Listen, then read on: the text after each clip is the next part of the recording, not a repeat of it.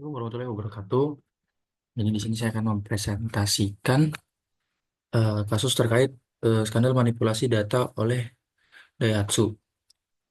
Perkenalkan dulu teman-teman, saya Muhammad Nasrullah dengan NIM 215250006. Untuk latar belakang dari kasus ini tuh Daihatsu tuh udah mengakui telah memanipulasi uji keselamatan pada produk-produk mobil yang diproduksinya sejak tahun 1989 dan jumlah kasusnya tuh meningkat pada 2014.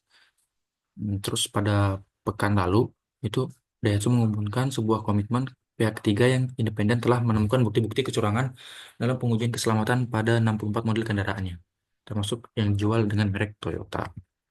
Nah, eh, dari rumusan masalah yang di awal tadi, kemudian Daihatsu itu telah mengakui dan memanipulasi. Tadi sudah dijelaskan sejak tahun 1989 dan meningkat pada 2015. Terus eh, telah ditemukannya setelah ditemukannya skandal manipulasi ini segera dilaporkan dan dikonsultasikan dengan otoritas inspeksi dan sertifikasi Daihatsu, juga menangguhkan pengiriman mobil-mobil terdampak dan memanipulasi ke berbagai negara yang telah terdapat persetujuan Toyota. Kemudian dari sebuah komite dari pihak ketiga yang independen telah menemukan bukti-bukti kecurangan dalam penguji keselamatan pada 64 model kendaraannya. Kemudian dari eh, model-model kendaraan tersebut tuh ada keempat model yang terdampak manipulasi, yaitu ada Toyota Yaris Active, atau Vios, ada Pro 2 Axia atau Daihatsu Alia, dan Toyota Agya, serta satu model yang masih dikembangkan dan baru akan diluncurkan. Nah, untuk sumber dari rumusan masalah ini saya ambil dari artikel CNN Indonesia, yaitu kronologi skandal manipulasi data hasil uji tabrak samping Daihatsu. Bisa dilihat pada link yang telah saya terapkan pada presentasi ini. Dan untuk indikasi pelanggaran etika profesinya, yaitu ada pelanggaran integritas, terus ada pelanggaran tanggung jawab profesional, dan pelanggaran kepatuhan terhadap regulasi. Yang berpotensinya itu ada manajemen senior, kemudian ada tim peneliti dan pengembangan, serta tim kepatuhan dan regulasi, serta pihak eksternal.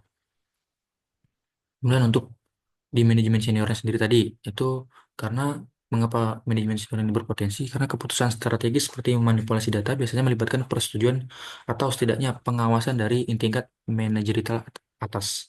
Jika skandal ini bertujuan untuk memenuhi target pasar atau biaya, manajemen senior kemungkinan terlibat dalam merancang atau mengizinkan strategi tersebut. Kemudian ada tim peneliti dan pengembangan. Departemen ini bertanggung jawab untuk melakukan pengujian dan pelaporan. Manipulasi data dapat terjadi tingkat teknis, misalnya dengan mengubah pengujian atau memasukkan hasil yang dilaporkan. Kemudian ada tim kepatuhan dan regulasi. Tim ini seharusnya memastikan bahwa semua prosedur mematuhi standar yang berlaku. Keterlibatan mereka bisa merupakan kelalaian atau gagal mendeteksi dan tindakan aktif atau membantu menyembunyikan data. Kemudian ada pihak eksternal. Nah, pihak eksternal di sini tuh dalam beberapa kasus ada konsultan atau pihak ketiga yang dikerjakan untuk mengelola pengujian dan sertifikasi, mungkin juga terlibat baik secara tidak sadar maupun tidak, secara sadar maupun tidak. Karena pihak eksternal ini secara nggak langsung tuh bisa bisa saja terlibat. Misal kayak konsultan-konsultannya ini secara nggak langsung itu tidak mengetahui bahwa data untuk hasil pengujian dari kendaraan tersebut itu tidak sesuai. Kemudian ada pelanggaran hukum dan hukum yang dilanggar. Untuk pelanggaran hukumnya itu sendiri ada pemalsuan data, kemudian ada standar keselamatan, penipuan konsumen, kelalaian korporasi.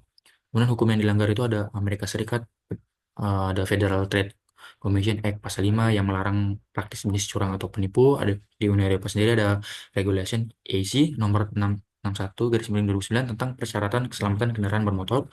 Kemudian di Uni Eropa ada Consumer Rights Directive, dan di global sendiri ada Corporate Governance Standards yang diterapkan oleh berbagai yurisdiksi.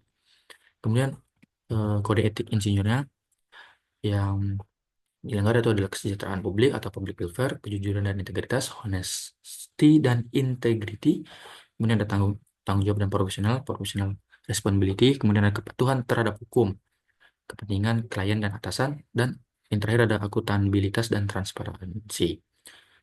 Jadi kode-kode etik ini itu adalah kode etik yang kemungkinan besar adalah yang dilanggar oleh pihak Daihatsu terkait dari skandal memanipulasi dari data uji cobanya tadi. Kemudian ada pencegahan dan tahapnya. Untuk mencegah skandal manipulasi data seperti yang terjadi di Daihatsu, diperlukan tindakan pencegahan yang menyeluruh, melibatkan berbagai pihak, dan mencakup budaya kerja sih, sistem pengawasan, serta regulasi eksternal. Nah, cara-caranya itu yaitu membangun budaya etika dalam organisasi, penguatan sistem pengawasan internal, transparansi dan pelaporan, penggunaan teknologi untuk validasi data, kerjasama dan regulator eksternal, evaluasi dan perbaikan berkelanjutan.